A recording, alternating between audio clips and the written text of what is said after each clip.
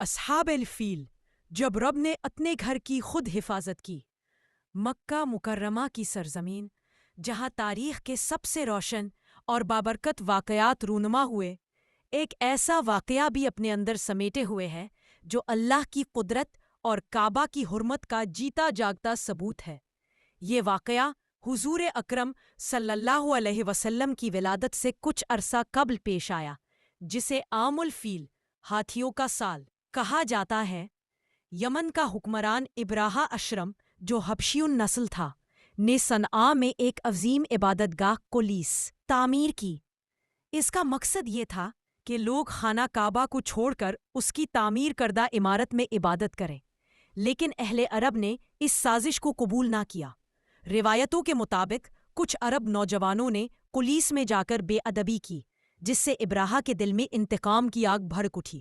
ابراہہ نے فیصلہ کیا کہ وہ کعبہ کو گرا دے گا۔ اس نے ایک لشکر تیار کیا جس میں بڑے بڑے ہاتھی شامل تھے۔ سب سے نمایاں ہاتھی کا نام محمود تھا۔ جب یہ لشکر مکہ کے قریب پہنچا، عبد المطلب ابراہہ کے دربار میں گئے اور کہا، میرے اونٹ واپس کرو۔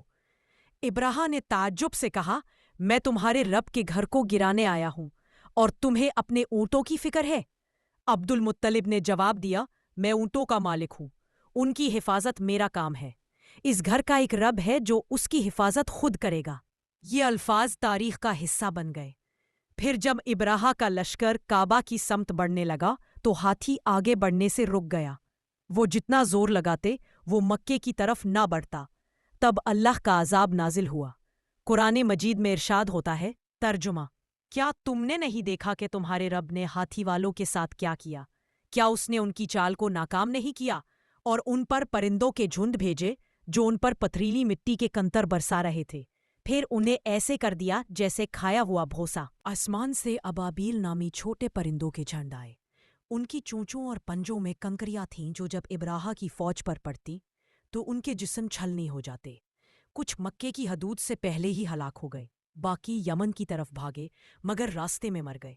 یوں اللہ تعالیٰ نے اپنے گھر کی حفاظت خود فرمائی اور دنیا کو دکھا دیا کہ کعبہ کا مالک انسان نہیں بلکہ خود رب کعبہ ہے۔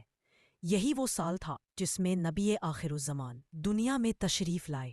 گویا اللہ نے اپنے گھر کی حفاظت کے بعد دنیا کو اپنے محبوب کے استقبال کے لیے پاک کر دیا۔ سبق: اصحاب فیل کا واقعہ ہمیں یہ سبق دیتا ہے کہ جب انسان تکبر کرتا ہے، اللہ اسے ذلیل کر دیتا ہے۔ اللہ اپنی نشانیوں اور گھر کی حفاظت خود فرماتا ہے۔ ظاہری طاقتیں، لشکر اور اسلحہ اللہ کی قدرت کے سامنے کچھ نہیں۔